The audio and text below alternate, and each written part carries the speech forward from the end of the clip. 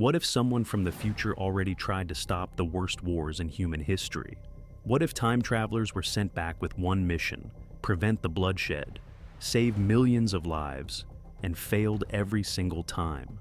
Now, imagine discovering that some of these missions are actually documented, exposed in declassified files, witness testimonies, and impossible artifacts. These are 10 time travel missions to prevent wars, missions that failed, and the reasons why will haunt you. Imagine you're standing in Sarajevo on a warm summer morning in 1914. The streets are crowded with spectators waiting to catch a glimpse of Archduke Franz Ferdinand, heir to the Austro-Hungarian throne. The atmosphere is festive, almost celebratory. No one in that crowd knows that within the hour, a single gunshot will echo through history and trigger a war that will kill 20 million people. But according to multiple eyewitness accounts from that day, there was someone in the crowd who knew exactly what was about to happen, and she tried desperately to stop it. Witnesses described a woman pushing frantically through the masses of people lining the motorcade route. She was dressed strangely, they said, in tight-fitting dark clothing that no one could quite identify. Her accent was wrong, a kind of German that sounded mechanical, rehearsed, as if she had learned the words but not the rhythm.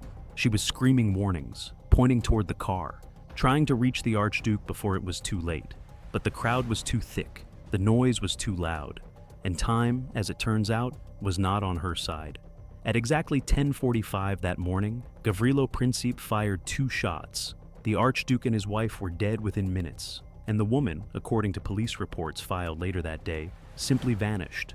Officers attempted to detain her in the chaos following the assassination, but she slipped into the crowd and was never seen again. No name, no identification, no record of her entering or leaving the city. She appeared, she failed, and she disappeared, like a ghost who had arrived for one purpose and one purpose only.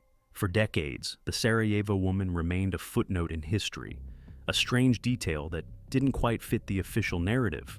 But in 2003, researchers examining archive photographs from that day discovered something that sent shockwaves through certain circles. In one image, taken just minutes before the assassination, a woman is visible in the background of the crowd. Her clothing stands out immediately, dark and form-fitting, nothing like the flowing dresses worn by other women in the photograph. But that's not the strangest part. On her feet are what appear to be modern athletic shoes, rubber-soled and distinctly out of place. And in her hand, partially obscured, is a small rectangular object that some analysts believe resembles a mobile phone.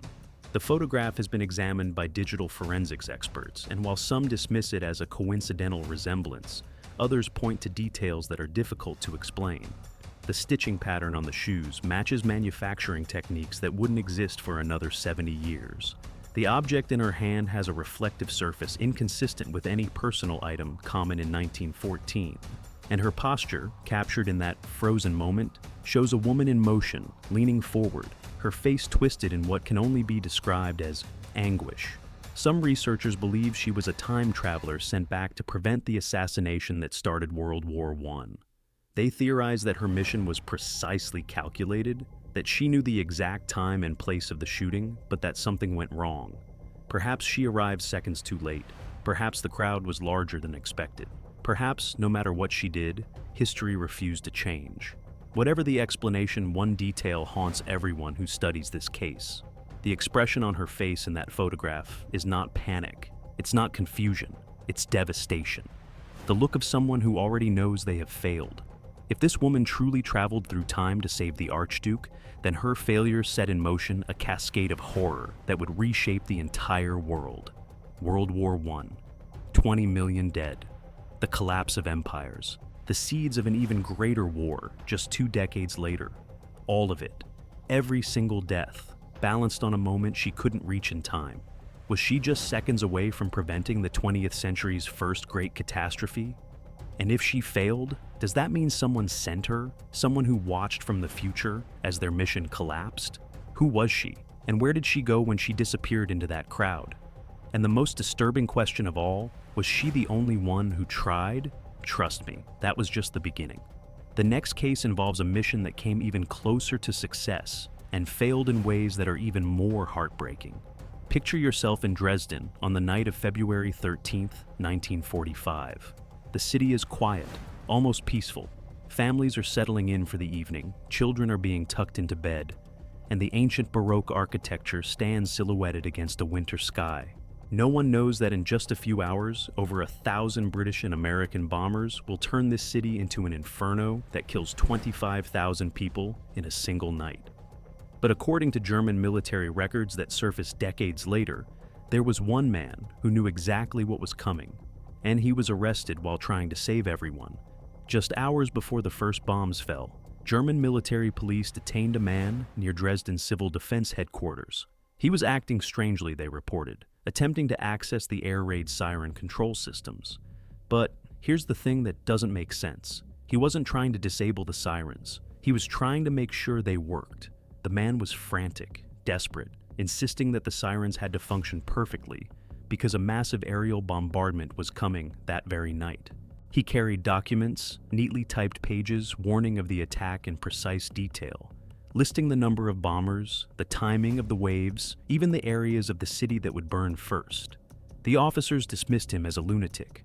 Dresden was a cultural center, they reasoned, filled with refugees and hospitals. Surely the Allies would never target it. The man was thrown into a holding cell while his documents were filed away and forgotten. That night, the bombs began to fall. The air raid sirens across Dresden, neglected and poorly maintained, malfunctioned, or never sounded at all. Thousands of people had no warning. They died in their homes, in the streets, in the firestorm that consumed everything. And the man in the holding cell, the one who had tried to warn them all, perished when the building took a direct hit. His body was never recovered, but his documents survived, at least partially. Fragments of the papers he carried were discovered in the rubble and eventually made their way into private collections. And when researchers finally analyzed them decades later, what they found defied explanation. The paper itself contained synthetic polymers, microscopic plastic fibers woven into the pulp. This type of paper manufacturing didn't exist until the 1970s, 30 years after the bombing. The typeface was consistent with machines that wouldn't be invented for another 2 decades. And the information contained in those pages was impossible for anyone in 1945 to possess. The documents listed casualty figures for the Dresden bombing. Not estimates, not projections, but precise numbers that matched calculations historians wouldn't complete until the 1990s. They described the exact tonnage of incendiary bombs dropped, the temperature of the firestorm, the percentage of the city destroyed. Information that simply did not exist on February 13th, 1945. Information that could only have come from someone who already knew how the night would end. Someone who had seen the aftermath and traveled back to prevent it. Imagine being that man, standing in a German police station, holding proof of a horror that hasn't happened yet, begging officers to listen while they laugh and lock you away. Imagine hearing the first bombs fall and knowing that everything you tried to do was for nothing. Imagine dying in the same fire you came to prevent, surrounded by the screams of people you couldn't save. Some researchers believe he was a time traveler who calculated everything perfectly except one variable: human disbelief. He had the evidence. He had the warnings. He had the technology to prove his claims. But no one would listen. And by the time the sirens should have sounded, it was already too late. The fragments of his documents now sit in a private collection in Switzerland, shown only to select researchers. Those who have seen them describe an eerie precision, a clinical detachment in the writing, as if the author had witnessed the bombing many times before. The final page, badly burned but partially legible, contains a single handwritten sentence that has never been fully explained. It reads, quote, "Where's Arnold? 17 attempts to save Dresden, 17 failures, and we only know about one of them. How many others died trying to prevent what could not be changed? The next case suggests the answer is far more than you might expect. Now, imagine something even more chilling. Not one time traveler, but 7. 7 people who appeared in Hiroshima in the week before the atomic bomb fell, all giving the exact same warning, all describing a weapon that would erase an entire city in a single blinding flash. According to declassified intelligence documents, this actually happened. And what came next is one of the most haunting mysteries of the Second World War. Between July 29th and August 4th, 1945, Japanese military police arrested 7 individuals in and around Hiroshima on suspicion of espionage. They were detained separately, in different districts, picked up at different times. None of them knew each other. None of them had any apparent connection. But when interrogators questioned them, something impossible emerged. Every single one of them gave the exact same warning. A single bomb would destroy Hiroshima on August 6th. Not a raid, not a firebombing. One bomb that would create a light brighter than the sun and kill everyone within a mile instantly. The interrogation transcripts, fragments of which were recovered after the war, describe the confusion of Japanese officers. How could 7 strangers, arrested independently, deliver identical prophecies? The detainees described the bomb in technical language that matched classified American weapons development, information that Japan's intelligence services had never obtained. They spoke of uranium, of chain reactions, of a blast that would leave shadows burned into concrete where human beings had stood moments before. They knew things that only a handful of scientists in Los Alamos could have known, and yet none of them could explain how they knew. The officers noticed something else. All 7 spoke Japanese, but their grammar was strange, slightly off, as if they were translating from another language in real time. Their clothing, while appearing normal at first glance, was made from fabrics that felt unusual to the touch. One interrogator noted that a detainee's shirt had no visible seams, as though it had been manufactured in a single piece. When pressed for identification, they gave names that matched no records, addresses that didn't exist, and dates of birth that, when calculated, would have made some of them over 200 years old. Military officials classified the warnings as psychological warfare. The Americans, they reasoned, must have planted these agents to spread panic before a conventional attack. The 7 were scheduled for further interrogation on August 6th. But they never made it to that morning. On the night of August 5th, all 7 detainees vanished from their cells. Guards reported no sounds of escape, no forced locks, no broken windows. One guard, whose testimony was recorded in 1947, described what he witnessed in terms that still defy explanation. He said there was a flash of light inside the cell, brief but intense, and when he looked through the bars, the room was empty. The prisoner hadn't run. He had simply stopped existing. The next morning, at 8:15 a.m., the Enola Gay dropped little boy over Hiroshima. 80,000 people died instantly. The city was erased exactly as the 7 had predicted. Every detail they had given was correct. The single bomb, the blinding light, the shadows on the walls. They knew because somehow, impossibly, they had already seen it happen. The question that haunted American intelligence officers who reviewed the Japanese files after the war was simple. If these 7 individuals knew what was coming, if they had traveled back specifically to prevent it, why did they fail? They had a week. They had precise information. They had 7 separate chances to change history. Some researchers believe the 7 were extracted at the last possible moment, pulled back to their own time when it became clear the mission had failed. Others suggest they were never meant to succeed, that their mission was only to document whether intervention was possible. And still others believe something darker. That time itself recognized what they were trying to do and simply removed them before they could alter the outcome. Were the 7 travelers from a future that lived with the horror of Hiroshima desperate to undo what couldn't be undone?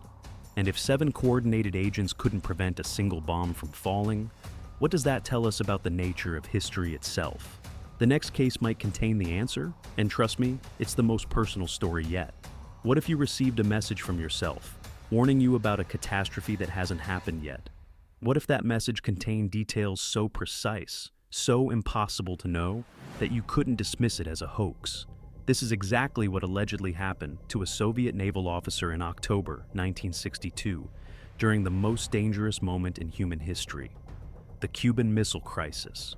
13 days when the world stood on the edge of nuclear annihilation. And according to testimony given decades later, one man received a warning from the future that may have helped prevent World War III. His name was Dmitry Volkov. He was a junior officer stationed on a Soviet submarine patrolling the waters near Cuba during the blockade. In 1991, 2 years after the Cold War ended, Volkov gave an interview that was largely ignored at the time, but has since become legendary in certain research circles. He described receiving a sealed envelope on October 25, 1962. delivered by a courier whose face he never saw. Inside was a document unlike anything he had ever encountered. The paper was too white, too smooth, with a texture that felt almost synthetic, and the contents made his blood run cold. The document contained a minute-by-minute timeline of a nuclear war. It described American missile launches from silos in Montana and North Dakota, Soviet responses from sites in Kazakhstan and Siberia, cities vaporized in seconds: Moscow, New York, London, Leningrad. The death toll was listed with clinical precision: 230 million dead in the first 72 hours. The document detailed fallout patterns, infrastructure collapse, and the slow starvation of survivors over the following months. It was not a warning in vague terms. It was a complete record of humanity's extinction, written as if the author had witnessed every moment firsthand. The date on the document was October 28, 1962. 3 days in the future. Volkov read and reread the pages, his hands trembling. This wasn't propaganda. This wasn't a drill. This was a document that knew things no one on that submarine could possibly know. Things about American military capabilities that Soviet intelligence had never confirmed. Things about his own submarine's orders that hadn't been issued yet. And at the bottom of the final page, one sentence was handwritten in ink. It read simply, quote, "1. Volkov recognized the handwriting immediately. It was his own." 2 days later, on October 27th, Volkov's submarine was detected by American destroyers and bombarded with depth charges. The captain, believing they were under attack, prepared to launch a nuclear torpedo. Protocol required the agreement of 3 officers. 2 agreed immediately. Volkov was the third. He hesitated. The words on that document burned in his mind. "Refuse the order." The captain screamed at him. The other officers demanded he authorize the launch. But something in Volkov held back. He refused. The submarine surfaced instead, and the moment passed. The war that would have killed 200 million people never began. The document, Volkov claimed, disappeared from his quarters that same night. He never saw it again. KGB officers questioned him about the envelope, but he denied everything, terrified of what would happen if he told the truth. For 30 years, he kept the secret. And when he finally spoke, most people dismissed his story as the fantasy of an old man seeking attention. But some details couldn't be explained. Volkov accurately described classified American military positions that weren't declassified until the 1990s. He knew about Soviet contingency plans that were top secret even within his own military. And his description of the document's physical properties matched materials that wouldn't be commercially available for decades. Was Dmitry Volkov telling the truth?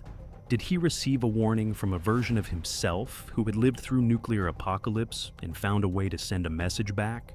If so, that future version of Volkov witnessed everything: the missiles, the firestorms, the end of civilization. And he found a way to reach back through time and whisper 3 words to his younger self: refuse the order. The timeline described in that document never happened, but it was written as though it already had, which means somewhere, in some version of reality, it did. And the next case suggests this was far from the only time history was rewritten. Now, let's travel back further than any case we've examined so far. Not decades, not centuries, but 2,000 years into the past, to a time when the Roman Empire stretched across the known world, when legions marched under eagles of gold, and when a mysterious stranger appeared at a military garrison with a warning about a war that wouldn't happen for another 40 years. A war that would scatter an entire people and create wounds in history that still bleed today. The document is known as the Codex Marcellus, discovered in a forgotten corner of the Vatican archives in 1887. It contains the personal writings of a Roman centurion stationed near the province of Judea around 30 AD. Most of the codex details mundane military matters, supply routes, troop rotations, local disputes. But buried among these routine entries is an account so strange that Vatican scholars quietly moved it to restricted archives, where it remained hidden for over a century. The centurion describes a night when guards brought a stranger to the garrison. The man had appeared outside the walls at dawn, asking to speak with the commanding officers. His clothing was unlike anything the soldiers had seen, made of materials they couldn't identify, with no visible stitching or clasps. He spoke Latin, but with a strange accent and unusual phrasing, as if he had learned the language from texts rather than conversation, and he carried a small metal disc that seemed to glow faintly when touched. The stranger requested an audience, claiming he had knowledge of vital importance to Rome. When granted entrance, he delivered a warning that the centurion recorded in meticulous detail. He said that in 40 years, Rome would march on Jerusalem and destroy it completely. The Great Temple would burn. Over 1 million people would die. The survivors would be scattered across the earth for generations, and the destruction would create cycles of conflict that would last for thousands of years. Wars upon wars, he said, all tracing back to this single act of devastation. The officers laughed at first. Jerusalem was a minor provincial concern. The idea that its destruction would echo through millennia seemed absurd.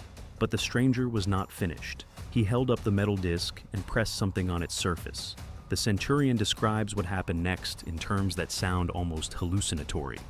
Images appeared in the air, he wrote, visions of fire and falling temples, of soldiers carrying golden treasures through burning streets, of people weeping as their holy city crumbled around them. The officers watched in stunned silence as scenes from a future war played before their eyes. The stranger begged them to intervene. He said that if Rome could be convinced to change its approach to Judea, if the rebellion could be prevented, if the temple could stand, then 2,000 years of suffering might be averted. The officers, shaken but unconvinced, dismissed him as a sorcerer or a madman. The stranger was given food and a place to sleep, while the commanders decided what to do with him. But the next morning, he was gone. Guards found only scorch marks on the floor where he had rested, a perfect circle of blackened stone. The centurion's final entry about the incident contains a detail that has haunted researchers ever since. As the stranger left the audience chamber the night before, he paused at the doorway and spoke one last sentence. The centurion wrote it down exactly as he heard it. Quote 2. He knew others had tried before him. He knew others would try after, and he knew, even as he delivered his warning, that he would fail. 40 years later, in 70 AD, Roman legions under Titus laid siege to Jerusalem. The temple burned exactly as the stranger had shown. Over 1 million people died, and the aftermath shaped conflicts that continue to this very day. Was this mysterious figure a time traveler, carrying technology that Romans could only interpret as magic?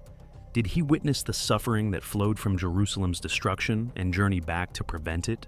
And if he was not the first, how many others stood in that same garrison, giving that same warning, failing that same mission?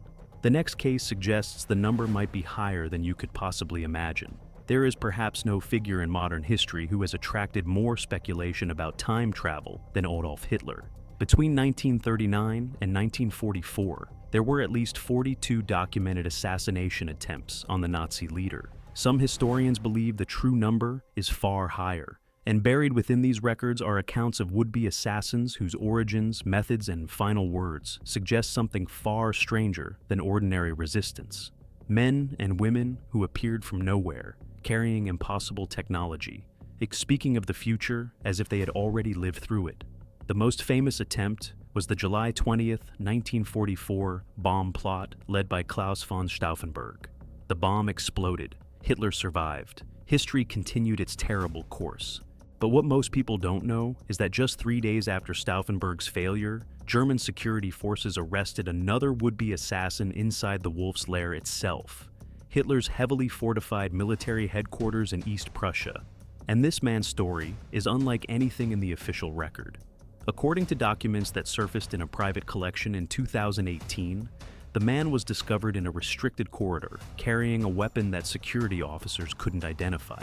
It was metallic, seamless, with no visible trigger or loading mechanism.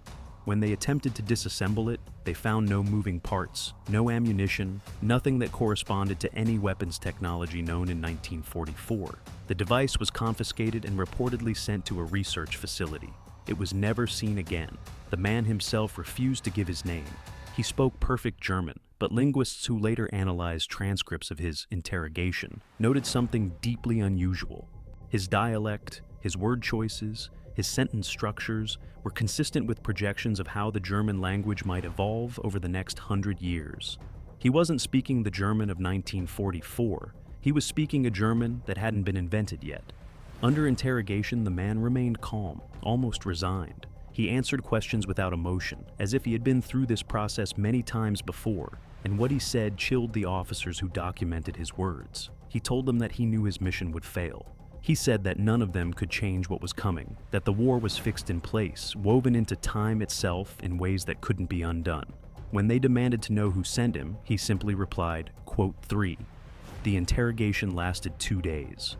On the final page of the surviving transcript, the man made a statement that has become legendary among researchers who study temporal anomalies. He said, quote, 4. He was executed the following morning. His body was cremated.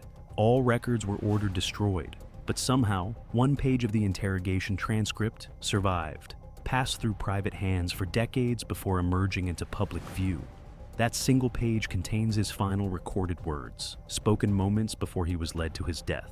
He said, quote, 5, consider the implications of what this man claimed. Thousands of attempts across countless timelines. Travelers from different eras, different futures, all converging on the same target, and every single one failing. Not because of bad luck, not because of poor planning, but because time itself refuses to allow the change. The war always happens. The Holocaust always unfolds. 50 million people always die. As if the universe has decided that this horror is necessary, that it must occur no matter how many times someone tries to stop it. If this man was telling the truth, then Hitler's survival wasn't just historical chance. It was temporal inevitability, a fixed point around which all of history bends. And every traveler who ever tried to kill him died knowing that their sacrifice would change nothing. Yet, they came anyway, again and again and again. Is this madness, or is it something else entirely? The next case suggests that some travelers have seen what happens when these wars cannot be stopped, and what they describe is far more terrifying than anything we've discussed so far. Every case we've covered so far deals with wars that have already happened. But what if time travelers are also trying to prevent conflicts that haven't occurred yet? What if someone from the future is already here, right now, attempting to stop a war that you and I don't even know is coming? In 2019, a man was detained at Los Angeles International Airport under circumstances so strange that multiple federal agencies were called in to investigate. And what he told them should keep you awake tonight. The man was flagged during routine security screening, not because of what he was carrying, but because of what he wasn't. His luggage contained no electronics of any kind. No phone, no laptop, no charger, nothing with a battery or a screen. In an age where travelers carry multiple devices everywhere they go, this absence was striking enough to warrant additional questioning. But when agents examined his belongings more closely, they found something even more unusual. Documents printed on paper that felt wrong to the touch. Slightly too smooth, with a weight and texture that didn't match any commercial paper stock. The man identified himself only as Elias. He carried no passport, no identification, no credit cards. When asked where he had traveled from, he gave an answer that the agents initially dismissed as a joke. He said he had come from the year 2041, and that he was here to prevent a war. The agents laughed. Then they looked at his documents, and they stopped laughing. The papers described a global conflict beginning in late 2027. They named specific leaders, specific alliances, specific flashpoints that would trigger cascading military escalations across multiple continents. The documents included economic projections, resource scarcity timelines, and casualty estimates that reached 50 million dead within the first 2 years. The level of detail was extraordinary. These weren't vague prophecies. They were operational briefings, complete with dates, locations, and strategic analyses that rivaled classified intelligence reports. Elias remained calm throughout hours of questioning. He explained that he was part of an organization dedicated to temporal intervention, and that his mission was to contact specific individuals who could alter policy decisions before it was too late. He would not reveal who these individuals were or how he planned to reach them. He said only that this timeline had been targeted for intervention many times before, and that previous attempts had failed. When agents asked how many attempts, Elias paused before answering. He said he didn't know the exact number, somewhere over 200. Federal agencies held him for 72 hours. They photographed his documents.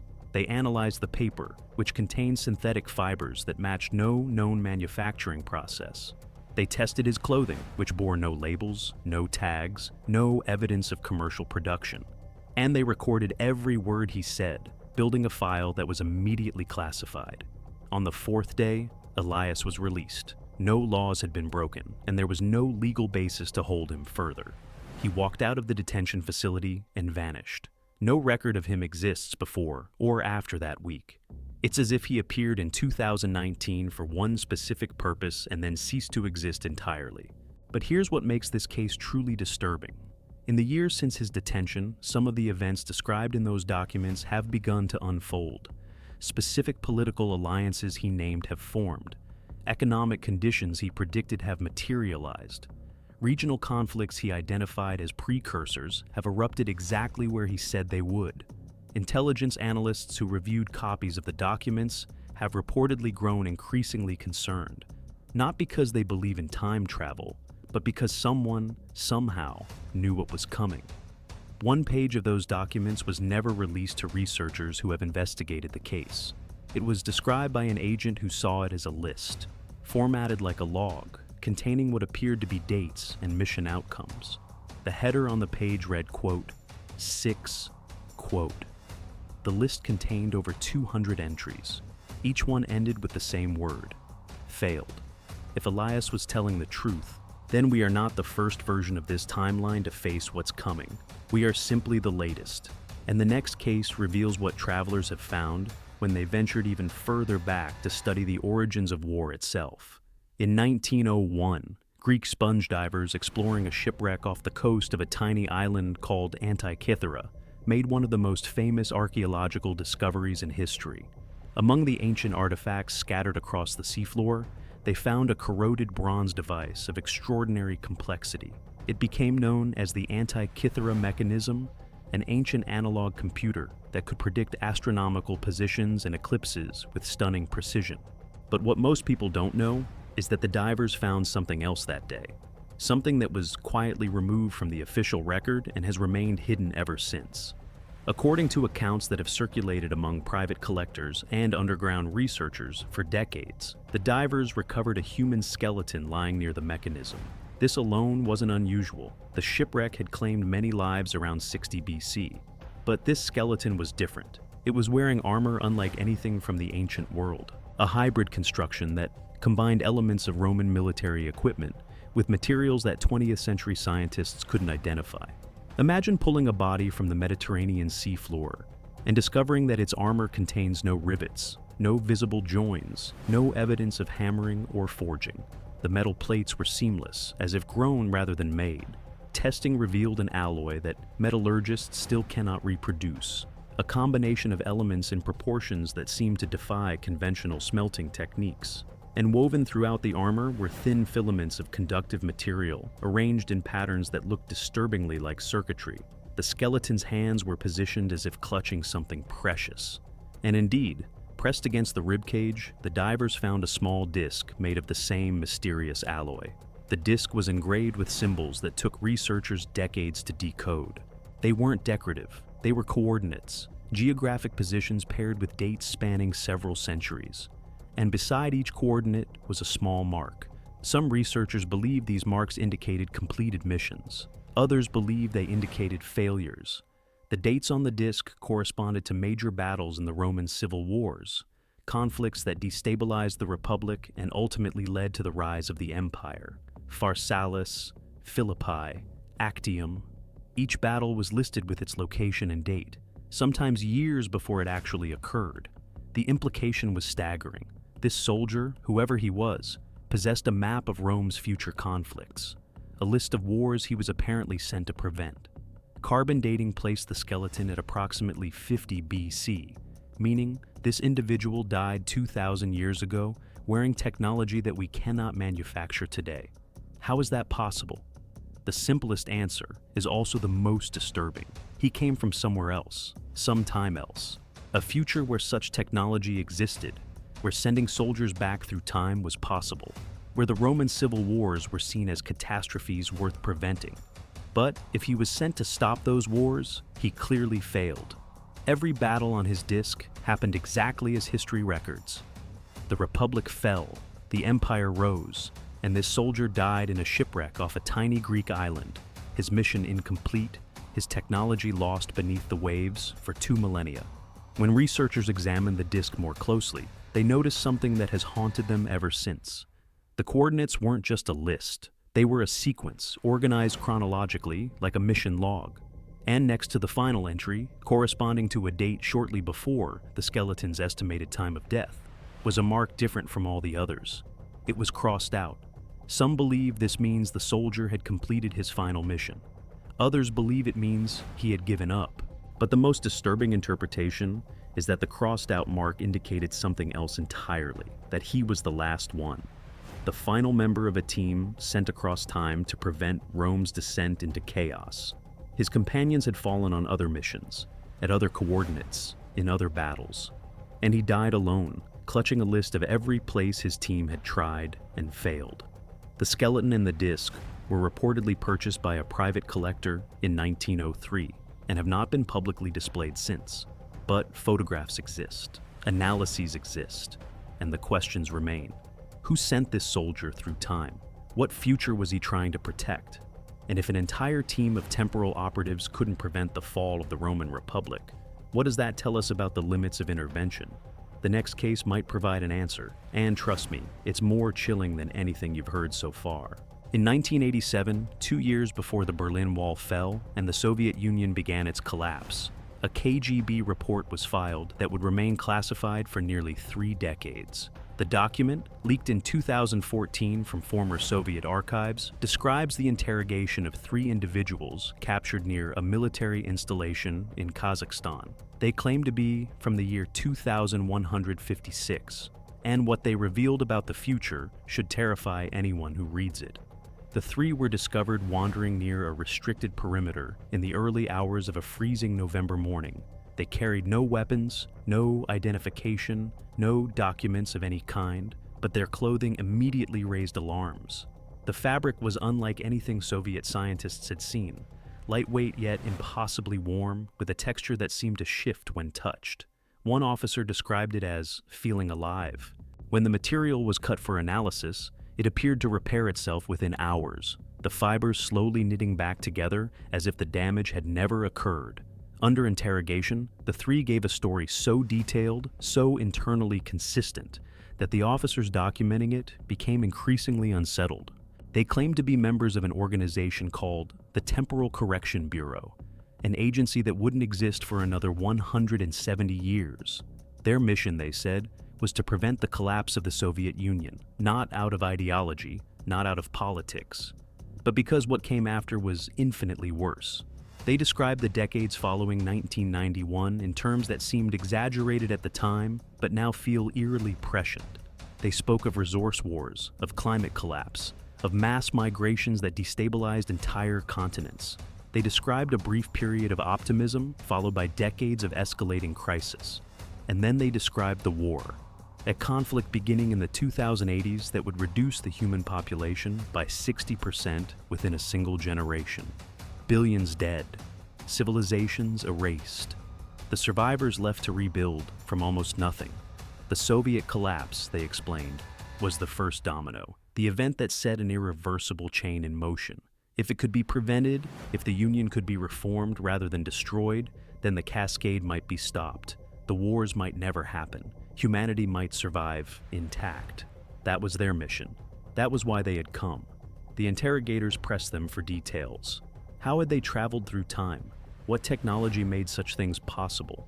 The 3 were evasive, explaining that revealing too much could contaminate the timeline further. But they did say one thing that the officers recorded with visible unease.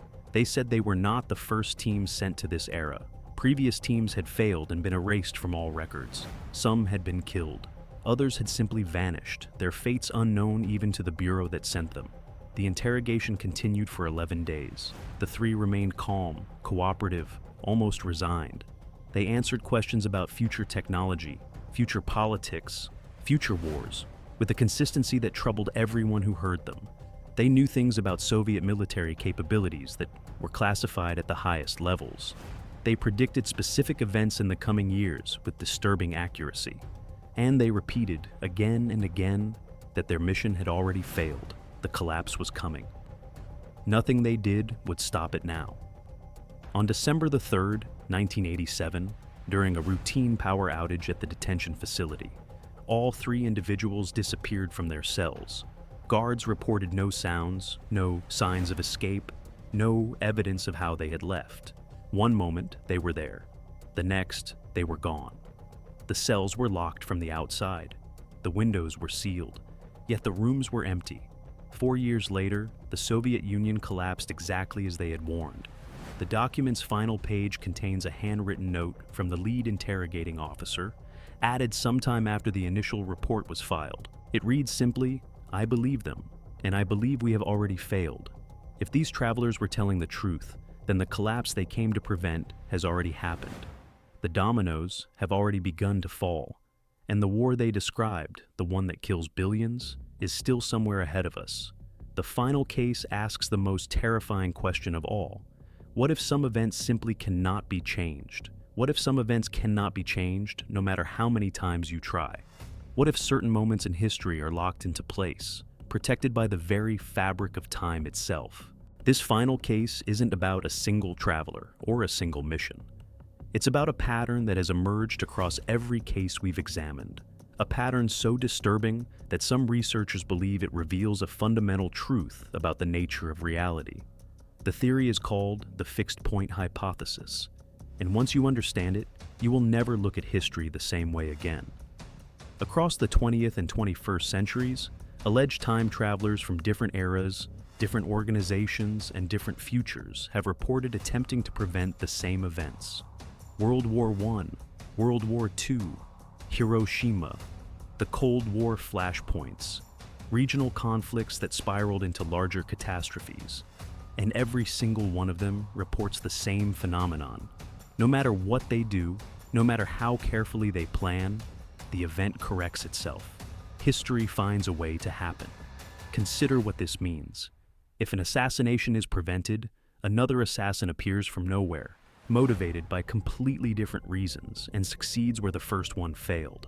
If a battle is stopped in one location, it erupts somewhere else, with different combatants but identical consequences. If a leader is removed before they can cause harm, another rises to fill the vacuum, making the same decisions, starting the same wars. The names change, the faces change, the outcome never does. A theoretical physicist working at a European research institution proposed in 2006 that major historical events might function as temporal fixed points. His theory, published in an obscure journal and largely ignored by mainstream academia, suggested that certain events are so deeply entangled with subsequent history that the timeline actively resists their alteration. Time, in this model, behaves like an immune system, and wars are scar tissue that cannot be removed without killing the patient. The implications are staggering. Every traveler who has ever tried to stop a war was doomed before they began. Not because they weren't clever enough, not because they didn't have the right technology, but because time itself recognized what they were trying to do and moved to stop them. The woman in Sarajevo who arrived seconds too late, the man in Dresden whose warnings were ignored, the 7 in Hiroshima who vanished from their cells, the soldier in the wolf's lair who knew he would fail before he even tried, all of them fighting against something far more powerful than human opposition. Perhaps the cruelest aspect of this theory is what it suggests about the travelers themselves. They keep coming, generation after generation, timeline after timeline. They study history. They identify the moments of maximum suffering.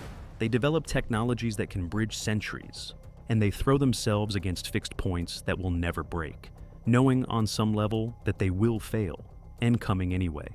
Why? Why would anyone continue a mission that cannot succeed? Some researchers believe the travelers are motivated by something beyond logic, a moral imperative that transcends probability. They cannot save the millions who died, they know this, but they also cannot accept it. So, they try again, and again, and again, each failure creating new travelers, new missions, new attempts, an endless cycle of hope and heartbreak, spiraling across time. Others believe something different. They suggest that the travelers aren't trying to change the outcome at all. They know the fixed points cannot be moved, but they come anyway to document, to witness, to ensure that someone from the future sees what happened. Not to change history, but to remember it, to carry the weight of those deaths forward through time, ensuring they are never forgotten. Imagine dedicating your life to a mission you know will fail.